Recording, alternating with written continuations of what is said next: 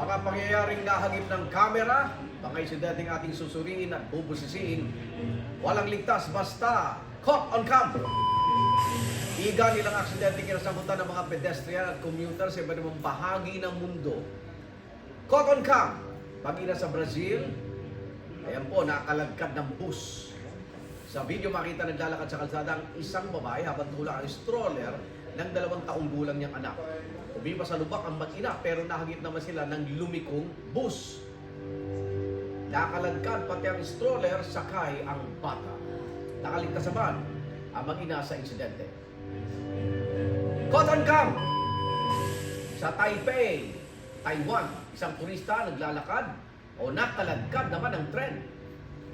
Sa kuha ng CCTV sa Shifen Old Street, makita ang isang turistang Pinay na nagpapapicture sa paparating na tren. Nang itaas na niya ang kanyang kamay, nahagip na siya ng tren. Natumba ang babae at nagpagulong-gulo. Ayon sa mga otoridad doon, dinala agad sa ospital ang Pinay na nagtamo ng sugat sa ulo. Kasalukuyan siyang nagpapagaling. Caught on cam! Lalaki na ipit naman sa 2 bus sa India. Tumatawid ang lalaki sa Tamil Nadu na pumagitna siya sa 2 magkasalubong na bus. Nagit-git po ang lalaki hanggang mawalan siya ng balanse at mapadapa sa kalsada. Pero himala, mabilis din siyang nakatayo at umalis sa tila, walang nangyari. Kalimutan na lang yan. Ay sa mga ulat doon, wala mo nang anumang sugat. Ang lalaki, ba? Paano nga ba maiwasan ang ganitong aksidente? Alamin natin mga road safety tips kasama si Joel Elio, isang road safety consultant. Sir Joel, good morning! Good morning, Igan. Good morning sa lahat ng mga advocates ng safety, lalo na sa kalsada po. Okay? Sir Joel, kahit nasaan ka pala talaga, posible yung aksidente, no? Sa unang video natin muna, naglalakad sa gilid ng kalsada yung mag-ina nang mahagip ng bus, paliko eh. Ano dapat tandaan kapag naglalakad sa kalsada? Igan, isa sa mga standard procedures o sa safety procedures dapat ay kailangan pag naglalakad tayo, hanggat maaari opposite direction tayo sa kalsada. Yung nakikita natin Yung nakikita natin sa loob. Ay, yung mga sasakyan. Prevention yon. Pangalawa, mas maganda nagsusuot tayo ng mga highly visible na damit. Okay. Para malayo pa lang kita na. Just in case, Igan, ang standard natin sa paglalakad nasa pedestrian. Kung mayroong pedestrian, dito tayo, huwag po sa kalsada. Okay. Okay. Now, sa mga sasakyan, Igan, mayroon normally na stop dito sign. Dapat complete stop ang ating mga sasakyan para makita niyo yung mga tao o mga maglalakad sa kalsada. Yun po isang prevention pagdating dito, Igan, sa mga kalsada dito sa curb. May mga centripetal force na tutulak. Igan, kung malakas ang pagsatakbo, kaya may speed limit tayo. Wala yata pedestrian lane doon sa mag-ina eh, no? Yun isang problema. At may mga obstruction din. Corner. Ito minsan may mga harang po, Sir Yes. Joel, sa sidewalk. Dito sa Pilipinas, Yes. maraming ganun. So, paano po? Kaya, Igan, ang nirecommend, kung may mga harang may obstruction, dapat nasa opposite tayo maglalakad.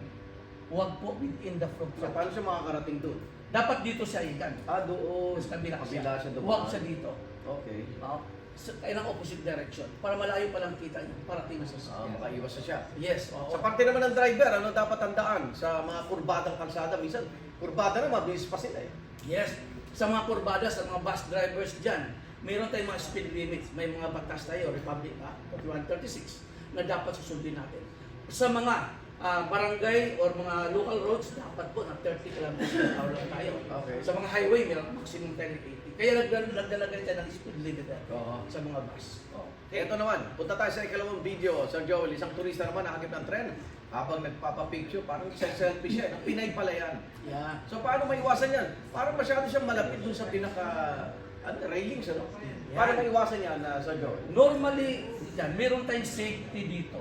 May yellow linya. May yellow na. Bawal yan. Dapat huwag tayong lumampas sa platform na may yellow. Usually, yellow yun eh. Yellow. So ngayon, normally may 4.5 meters yan. Ang standard po yan, na huwag tayong nalampas doon. Yun yung setback para o safety ng mga commuters. Okay. From the platform or from the racks. Okay? From the tracks of the rail. Talaga bang pag mabilis ang takbo ng tren, parang hihigupin ka? Yan, Trucks? may wind turbulence yan, yan Ah. ay higupin ka. Okay. Possible impact ko yun. So, paalala po sa mga sumasakay ng Mga train. turista, sa Mga mga turista. abroad, di ba? Sa Japan, ikan meron silang barrier. Okay. May mga harang, even sa Korea. Nilagyan ng harang sa dami ng aksidente. Yun yung physical barrier, safety yun. Sa Kasi masarap talagang kumuha sa tren eh. Oo. Content, di ba? Sa kanilang Instagram. Yan. Oo. So ingat, may ano pala, No. tawag nito, may espasyo para yes. kayo maging ligtas. Yes. At sa uling video naman, eto, naipit sa bus yung lalaki. Paano man maiiwasan yan? Kunyari, din sa Pilipinas, ayan, salubong eh. Yes. Standard sana po sa mga tumatawid. Oh, Kita niyo mga Japanese, taas kamay pag tumatawid. okay. Kailangan po tumaas ang kamay natin bago tayo tumawid para po ma-inform yung mga drivers na may tatawid. Okay. Just in case na ipit ka na. Oh. Kasi kailangan po doon ka papaling doon sa bus na nakahinto para yung hangin na ihigop sa iyo, no, protektado po kayo. Safety po yan igan pagdating sa Pero parang, paano maiisip yung, ako magdarasal na lang ako niyan. presence of mind, Diba? don't panic. Oo nga eh. Yan po. Buti ano, ligtas siya. Yes, oo. Naglakad na para bang walang nangyari daw. Mm. So, nako. Yes. Bakit naman sumalubong na ganun yung mga bus driver? Okay, maraming salamat po, Sir Joel Elio at mga iga na mga aksidente o krimen ating yan susuriin dahil simula ngayon, wala nang blind spot pagdating sa kaligtasan. Tutukan natin ang Cotton Cow.